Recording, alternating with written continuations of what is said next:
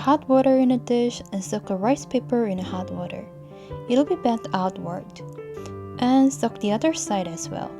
This is gonna make an even surface. This rice paper is gonna be soft and silky. Place them on a tray and repeat the same process 2 more times. This recipe has started in Vietnam. I don't know who made this recipe, but I think it is very brilliant because it is impossible to get a rice cake in abroad. When I studied in abroad, I always missed tteokbokki, but I didn't know where to get it. So I chose to wait until I come back to Korea. I've always missed spicy food such as tteokbokki or kimchi. So the first thing I did when I come back to Korea was having a Korean food. Korean food always makes me feel like I'm home.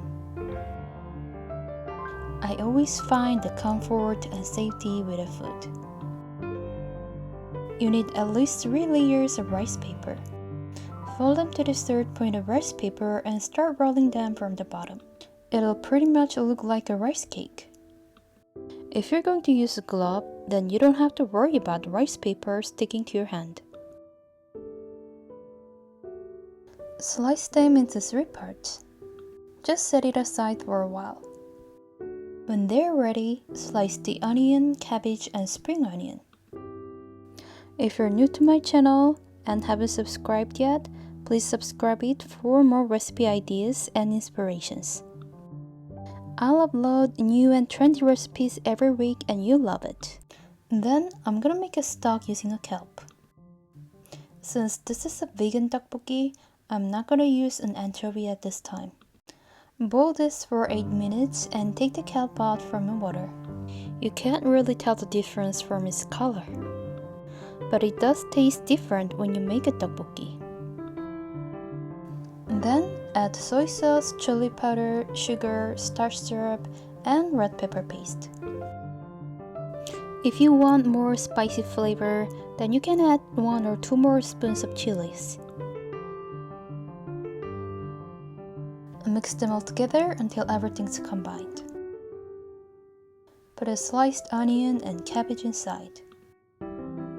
Let them simmer for 7 minutes in a medium heat. Put a rolled rice paper inside. Stir this for 1 more minute and put a sliced spring onion. Stir this for 2 more minutes and turn off the heat.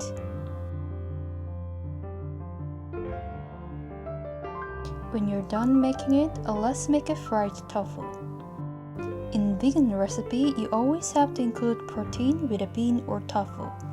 Otherwise, it'll make you really hungry. Press the tofu with a heavy-weighted cutting board, then dish. Leave this for 2 hours so that water inside the tofu would come out.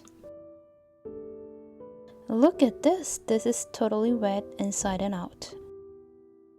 Put them inside the fridge overnight and let them soak completely in a room temperature. The frozen tofu will exactly look like this. And then slice them with a knife. When you closely look inside, it's got a hole in it. Now we're gonna do something interesting together. Put a cornstarch, salt and pepper inside a plastic bag and shake it all together. I think using a plastic bag is the easiest way to coat the tofu. You can just shake it a few minutes and it's done. Plunge them inside a preheated oil. Fry this for 3 minutes. And drain them on a net. If you don't have a net, then you can just use a paper towel to remove an oil. It's totally up to you. Place them on a rice paper tteokbokki. Well, it does look like a brick. I should have made this smaller next time.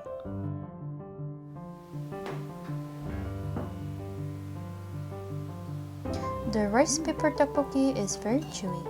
For those who live outside of Korea, please try this out. If you like this video, please give me a thumbs up and subscribe my channel for more recipe ideas. If you are to try my recipe and upload the pictures on Instagram and Twitter, please hashtag my ID and see you in the next video. Bye bye!